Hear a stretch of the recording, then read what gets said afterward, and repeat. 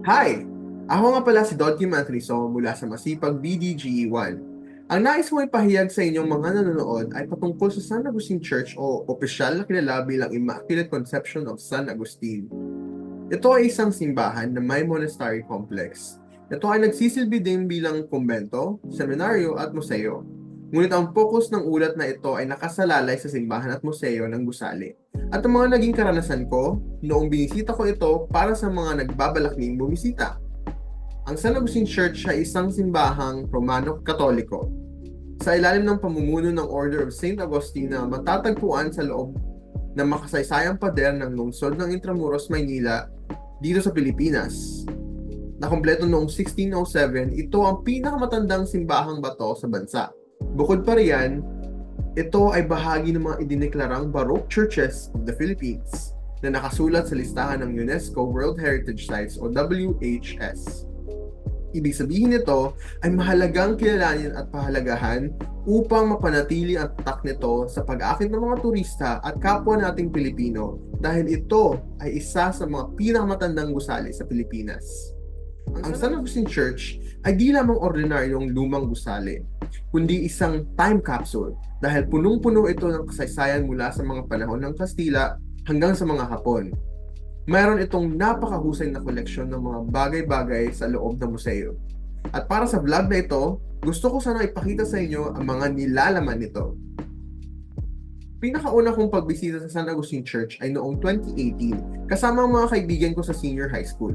Pinuntahan namin ang simbahan para maipakita sa mga bisita naming delegado mula sa Malaysia at Indonesia ang kagandahan nito. Gayunpaman, hindi kami nakapasok sa loob ng simbahan mismo dahil sarado ang mga pinto nito at wala na kaming sapat na oras upang bisitahin ang museo. Sa kalagitnaan ng panghihinayang ko, nangako pa rin ako sa sarili ko na bibisitahin ko ito muli. Noong Nobyembre 2022, bumisita ulit ako para pag-aralan at idokumento ang simbahan at museo para sa aking specialization paper sa architectural heritage. Sa araw na iyon, mas naintindihan ko ang ganda at kasaysayan nito dahil nakapasok ako sa museo matapos magbayad ng student discount entrance fee. Sa mga nanonood ngayon na may planong bisitahin ang simbahang ito, maiging alamin ang mga sumusunod na detalye. Entrance fee ay 200 pesos para sa mga regular rates at 160 pesos sa discounted rate tulad sa mga mag-aaral tulad ko. At ang payment ay cash only. Ang simbahang ito ay may arkitekturang ginaya ng ilan sa mga kahanga-hangang templo na itinayo ng mga Agustinian sa Mexico. Ang kasalukuyang edipisyo ay itinayo noong 1587 at natapos kasama ang monasteryo noong 1604. Para sa mga bibisita, talasan ang iyong mata sa pagpasok at humanga sa mga kapansin-pansing elemento nito tulad ng mga tataas na Baroque retablos o altars at wall buttresses na naghihiwalay sa mga crypto-collateral chapel. Ang mga mural sa kisame nito na estilong trompe ang pinaka nakakahanga dito.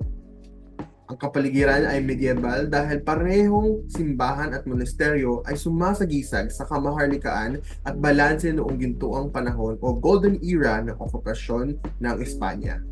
Binuksan ng San Agustin Museum ang mga pinto nito noong 1973 na nagbibigay daan sa kalakip na ika-16 na siglong San Agustin Church.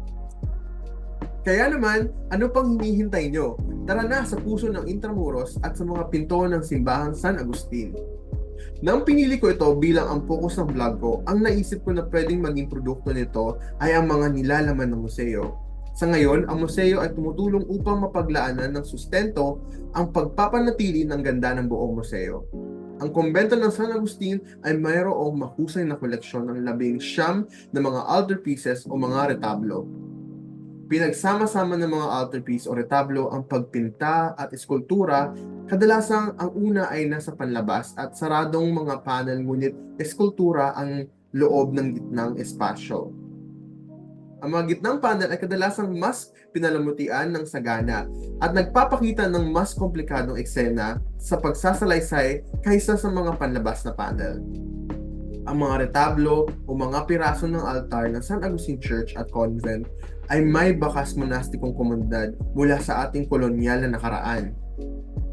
Hinahayaan nila tayong magbalik tanaw sa kaharian ng disiplina at sa mga nilalaman nitong mistiko.